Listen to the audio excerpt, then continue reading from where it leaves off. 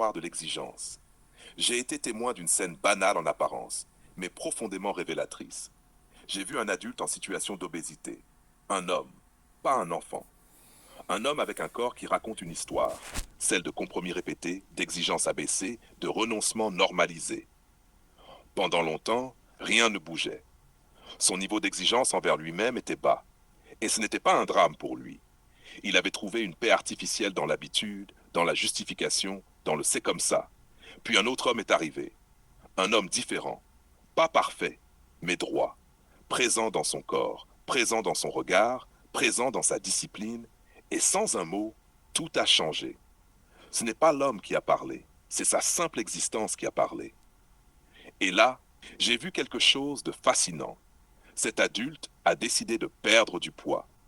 Pas parce qu'il s'aimait soudainement, pas parce qu'il avait compris quelque chose de profond, mais parce qu'un miroir vient d'être placé devant lui.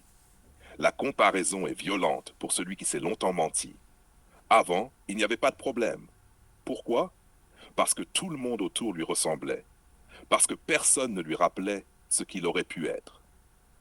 Mais dès qu'un homme exigeant entre dans la pièce, le mensonge devient insupportable. Et c'est là que la scène devient intéressante. Au lieu de se transformer intérieurement, au lieu d'accepter la leçon silencieuse, au lieu de dire « cet homme m'oblige à me regarder en face », il est devenu méchant. Pas immédiatement. D'abord subtilement.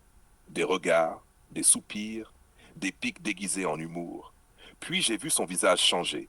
Un visage que je n'avais jamais vu auparavant. Un visage dur, contracté, chargé de ressentiment. Le visage de la haine. Je veux être très clair ici. Je ne dis pas que l'obésité et la haine sont liées. Ce serait faux et ce serait lâche. Ce que je dis est plus dérangeant que ça. Quand un homme refuse de prendre la responsabilité totale de ce qu'il est, il finit toujours par rendre quelqu'un d'autre responsable de ce qu'il n'est pas devenu. La haine ne naît pas de l'échec, elle naît du refus de l'assumer. Cet homme n'haïssait pas l'autre, il haïssait ce que l'autre révélait.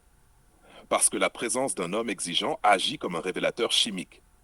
Elle met en lumière ce que tu caches, ce que tu repousses, ce que tu as enterré sous des excuses. Et là, deux chemins existent. Le premier est noble, mais difficile. Tu te tais, tu observes, tu travailles, tu changes vraiment. Le second est plus courant. Tu attaques, tu dénigres, tu rends l'autre arrogant, provocateur, toxique.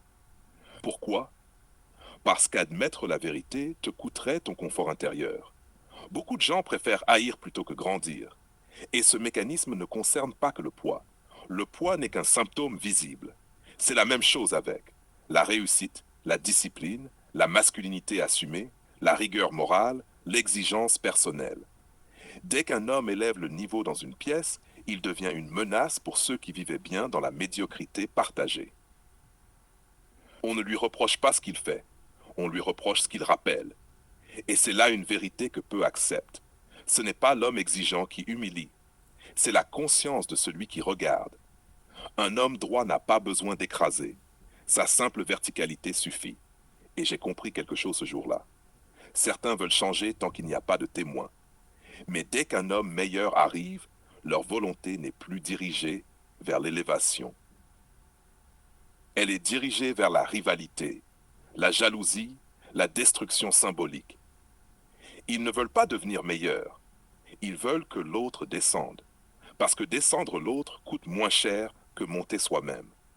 Ce discours dérange parce qu'il remet la responsabilité au bon endroit. Tu n'es pas en colère à cause des autres. Tu es en colère que tu sais ce que tu aurais pu faire. Tu sais ce que tu aurais pu devenir. Tu sais exactement quand tu as renoncé. Et tant que tu n'acceptes pas cette vérité, chaque homme exigeant sera pour toi un ennemi. Mais le jour où tu comprendras, il deviendra un repère. La question n'est pas « Pourquoi cet homme me dérange ?» La vraie question est « Qu'est-ce que sa présence m'oblige à voir en moi que je fuis ?» Et tant que cette question restera sans réponse, la haine continuera de se déguiser en morale, en indignation, en jugement. Ce n'est pas le corps qui est en cause. Ce n'est jamais le corps. C'est le refus de l'exigence et le refus de la responsabilité. Je suis la voix des sans-voix.